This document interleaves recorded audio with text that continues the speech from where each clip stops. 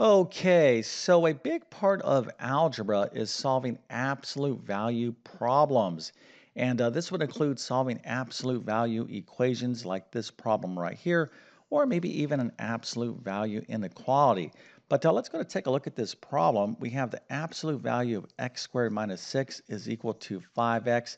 Obviously, we want to solve this equation, but this is not going to be that easy, even if you know how to solve a basic absolute value equation. All right, there are a few added twists that make this problem a little bit more complex. And as such, I think most of you out there are not going to figure this out. But who knows, I could be wrong. Matter of fact, if you have the answer, go ahead and put that into the comment section. I'll show you the correct answer in just 1 second. Then, of course, we'll talk about exactly how to solve this problem step by step. But before we get started, let me quickly introduce myself. My name is John, and I have been teaching middle and high school math for decades. And if you need help learning math, well, check out my math help program at tcmathacademy.com. You can find a link to that in the description below. And if this video helps you out, or if you just enjoy this content, make sure to like and subscribe, as that definitely helps me out. All right, now, of course, we're talking about absolute value, so hopefully you know the answer to, let's say, the absolute value of -3, right? So if you're like, well, I don't even know how to do that problem, well, don't run away because I'll explain all of this in just 1 second. But the absolute value of -3 happens to be a +3, and the absolute value of a +3 is also a +3. So why is that? Well, I'll explain all that in a second. But hopefully you have some experience in solving equations like the absolute value of x plus 1 is equal to 7. So if you can solve this equation right here, well, hopefully I think you should be able to figure this out. But let's go and take a look at the answer. The correct answer is x is equal to 1 and 6. All right, now if you got this right, that is super impressive. Matter of fact, I have to give you a nice little happy face, an A+++, a 300%. Matter of fact, if you were in my algebra class, I would just say take the rest of the year off. I want to send you your A++ in the mail. I have no idea how you learn all this algebra. I think you might be watching that guy on YouTube, but in all seriousness, if you're able to figure this out, that's really, really good. And if you're like totally clueless, well, in a few minutes, you'll be looking like this person as well. All right, so let's go and get into it. And before we take on this problem right here, again, we have the absolute value of x squared minus 6 is equal to 5x. If you're looking at a problem, you know, any problem in math, especially algebra, and you're like, all right, I have no idea what to do here. Well, it's always a good idea to maybe take a simpler version of the problem and review the steps or the procedure to solve this type of problem. All right, so we're dealing with an absolute value equation, and let's take a real simple absolute value equation like this. So the absolute value of x is equal to 5, okay? Now, what is this saying? Well, the absolute value of some number is 5.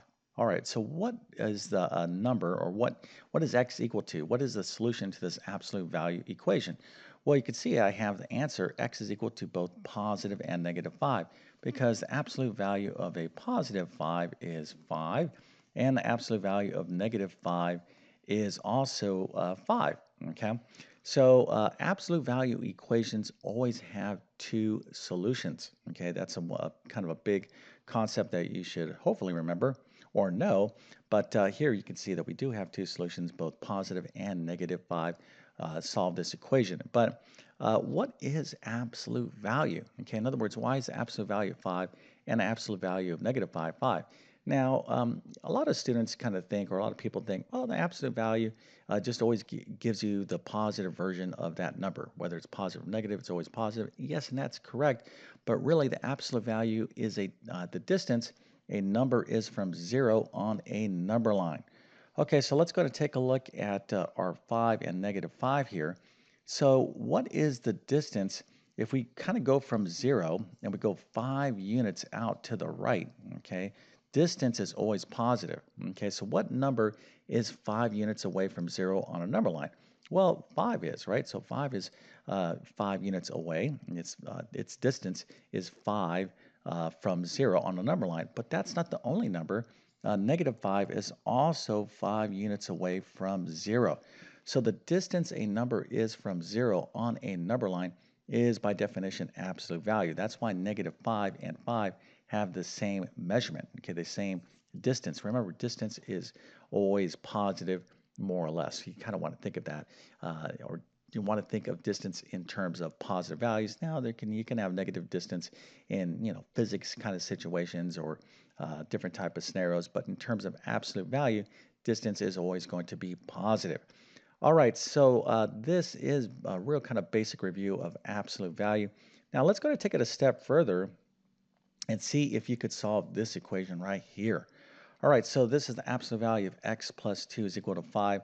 Now, hopefully this is review for most of you out there like, hey, Mr. YouTube Math Man, get to this more exciting problem. I don't need to do this basic stuff.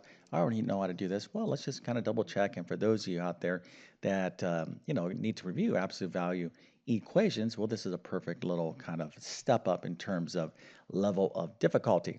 All right, so the absolute value of x plus 2 is equal to 5. Well, what is x plus 2?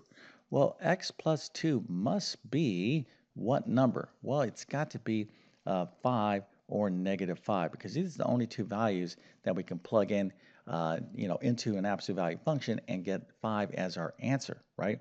So x plus 2 is kind of incognito. It's trying to hide out and be like, hey, I already know what you are. X plus 2, you got to be equal to 5 or -5, right? Because the absolute value of 5 and the absolute value of -5 are the only two numbers that are going to get an answer of a positive 5. All right, so to solve this equation, what we're going to do is set x plus 2 to equal to both 5 and -5 because it could be equal to both numbers. So x plus 2 is equal to 5 and x plus 2 is equal to -5, and then we just basically solve the respective equations here. We'll just subtract 2 from both sides of the equation. So x is 3, and here we'll subtract 2 from both sides of the equation. X is equal to -7. Again, we have two solutions to our absolute value equation. All right, so just a quick review on how to solve absolute value equations in general. Now, if you understand this, well, this is kind of the minimum level of knowledge that you need in order to take on our problem because it's going to be very exciting in terms of the different things that we need to talk about.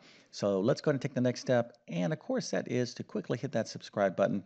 So I'm not going to kind of hold you up here and give you a whole lecture on why you should hit that subscribe button. I will just say very simply, it is my goal to reach as many people as I possibly can and help them with mathematics. That's why I've been on YouTube for 10 plus years. That's why I have close to 3,000 videos on my YouTube channel and 86 million views. I'm grateful for all of that, and I have no intention of stopping, okay? I produce content pretty much daily on levels of math, from basic math to advanced math and everything in between, all with the intention of reaching somebody out there that needs help with math. So that is my goal. And if you kind of like what I'm doing and if you want to support this channel, the easiest thing to do is hit that subscribe button. And if you're going to do that, hit that notification bell as well so you can get my latest videos. All right, so let's get into this problem now. And this is going to be a lot of fun. All right, so we have the absolute value of x squared minus 6 is equal to 5x. Now, when you solve absolute value, or when you learn how to solve absolute value equations, typically this is at, though, maybe the pre-algebra level. You could start seeing this, certainly in the Algebra 1, first year algebra level. So some of the things that we're going to be doing here, some other skills that we're going to need come from this level of math, okay, like first year algebra. So I'm going to be doing some things here that hopefully you understand. And if you need help with any of this, I'll give you some specific recommendations here in just 1 second. All right, so we have the absolute value of x squared minus 6 is equal to 5x. All right, so remember, in our previous problem, we had like x plus 2 is equal to 5. What we do is we take what's inside the absolute value and we set it equal to both the positive and negative version of this number. Okay, so again, just a quick review on what we did over here, right? So x plus 2, the absolute value of x plus 2 is equal to 5. The procedure is we took what's inside the absolute value and we set it equal to both the positive and negative of this thing right here, this number, okay? And of course, we talked about why that is the case. So this is what we need to do here, okay? So we're going to set what's inside the absolute value function equal to both positive and negative 5x, okay? So this is our value, right? So this is some, distance on the number line. All right, so we have x squared minus 6 is equal to positive 5x, and x squared minus 6 is equal to negative 5x. All right, so what we need to do now is solve for x, and what we're dealing with here is a lovely quadratic equation, and hopefully you know how to solve a quadratic equation. If you don't, I'm going to show you the steps, and if you don't understand these steps, matter of fact, let me just stop and tell you where you can get help on all this stuff. Check out my full main math courses. I'm going to leave links to them in the description of this video, but where you want to go for this level of math is either my Algebra 1 or Algebra 2 courses. Probably for most of you out there, you want to check out my Algebra 1. And if you're not even a math student, you're like, hey, Mr. YouTube Math Man, I haven't taken algebra since 1967. Well, if that happens to be the case, check out my Math Skills Rebuilder course. That is a course for those of you that want to rebuild your math skills that you lost many years ago. All right, but here is our two equations. We have x squared minus 6 is equal to 5x, and x squared minus 6 is equal to negative 5x. All right, so what we're going to do is set both of these equations equal to 0, and we're going to write these equations in standard form, i.e. we have a quadratic trinomial, i.e. It's x squared x and then our number. So that's what standard form means. So we have x squared minus 5x minus 6 because we're going to subtract 5x from both sides of the equation, and then we're going to shuffle things around and get things in standard form. And here we're going to add 5x to both sides of the equation and then put it in standard form and set it equal to 0. All right, so luckily for us, both of these quadratic trinomials are factorable. We can factor this as x minus 6 times x plus 1, and then we're going to set each factor equal to 0 and solve. So x is equal to 6 and x is equal to negative 1. Again, if you don't know what I'm doing, you need to review how to solve quadratic equations. By the way, I have a ton of additional videos on my YouTube channel on these topics as well. All right, so over here, we can factor this lovely trinomial into x plus 6 and x minus 1. So this thing times this thing is equal to 0. Same thing over here. We have two factors equal to 0. So we're setting each factor equal to 0 and solving. So in other words, x plus 6 is equal to 0, x minus 1 is equal to 0. Same thing on this side. And then we solve these respective factors for x. So x is going to be negative 6 here, and x minus 1 when we solve for x. When we set this equal to 0, we have x is equal to 1. Okay, so we have four solutions here, 6, negative 1, negative 6, and 1. Now, if you were able to get these answers, that's still super impressive. Matter of fact, you were very, very close to the full solution. So how do we know which one of these answers is the correct answer? So clearly, not all of these numbers are part of the solution. Okay, remember the solution is 1 and 6, but we have a negative 1 and negative 6. So why is it that we need to kind of throw away negative 1 and negative 6 from our solution? Well, these happen to be what we call extraneous roots. Now, the reason why they're extraneous is because if we plug in this x right here, either negative 1, okay, or a negative 6, we're going to get a negative value over here, right, on this side of the equation. So we can't have the absolute value of a number cannot be negative, right? So that's why x is equal to negative 1 and x is equal to negative 6. These cannot be part of the solution set because it would make this value negative, meaning the distance away from 0 negative, and that is not the case. This always has to be positive. So these two things right here are extraneous, i.e. X equals 6 and x equals 1 are the correct solutions. All right, so again, if you got this entire thing right, very, very, very good.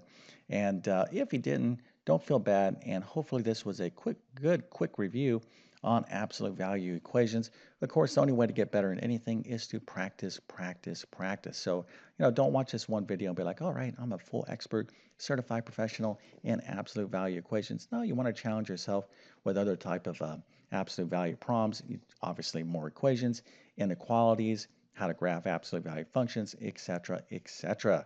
Okay, so with all that being said, I definitely wish you all the best in your math adventures. Thank you for your time and have a great day.